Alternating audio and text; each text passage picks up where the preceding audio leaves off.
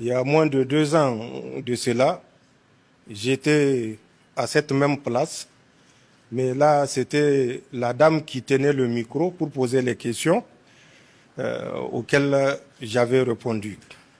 C'était exactement le 22 novembre 2023.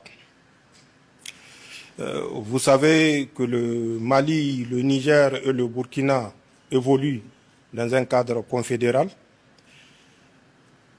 À l'époque, mon arrivée avait pour objectif de remercier le peuple du Mali, du Burkina et de la Guinée pour le soutien qu'ils ont apporté au Niger lorsque la CEDEAO avait pris la malheureuse initiative d'agresser à travers les moyens militaires la République du Niger qui cherchait sa voie. J'étais venu affirmer à mon frère Assimi Goïta, à l'ensemble du peuple malien, notre gratitude et notre reconnaissance pour ces sacrifices. Parce que c'est un sacrifice et il faut le qualifier en tant que tel. Le fait de rentrer dans la guerre éventuellement si le Niger venait à être agressé.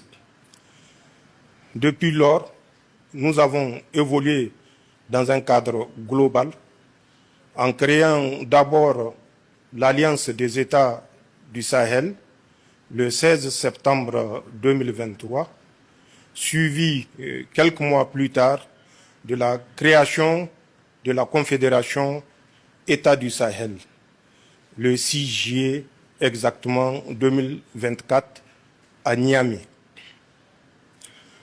Entre autres objectifs ont été donnés à cette confédération, et notamment le premier pilier qui est la préoccupation de nos populations, la défense, sécurité. Ensuite, un deuxième pilier d'abord, qui est celui de la diplomatie, et un troisième pilier qui est celui du développement. Pour ces 3 piliers, nous nous rencontrons à travers nos structures intermédiaires, soit c'est les experts, soit c'est les ministres, pour de temps en temps évaluer la distance parcourue, permettez-moi d'utiliser ce terme, les objectifs atteints ou à atteindre. C'est dans ce cadre que je suis présentement à Bamako pour essayer de faire le tour du horizon avec mon frère Assimi Goïta. Un tour d'horizon qui inclut bien évidemment les 3 domaines que je viens de citer. Vous êtes certainement au courant, comme tous les peuples de la Confédération, de notre volonté de créer et consolider une force unifiée dont l'état-major est déjà opérationnel. Les bataillons sont constitués et seront opérationnels, si on peut dire opérationnels, puisqu'ils le sont déjà à travers des opérations bilatérales ou multilatérales que nous avons conduit, que nous avons eu à conduire, soit avec le Mali, soit avec le Burkina, ou les 3 pays ensemble. Mais nous voulons aller plus loin, et c'est la raison pour laquelle l'état-major, dont le siège est à Niamey, est actuellement en formation pour que tous les problèmes de défense et sécurité soient pris en charge par cette force unifiée.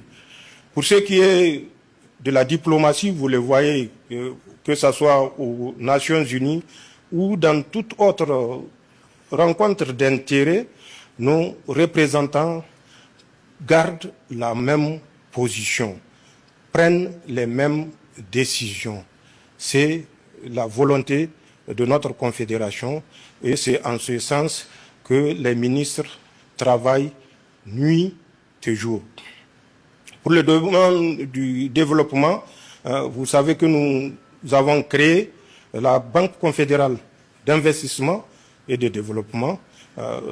Je ne vais pas rentrer dans des détails, puisque bientôt nous allons nous retrouver une fois de plus à Bamako pour déterminer avec précision le contour du fonctionnement de cette banque.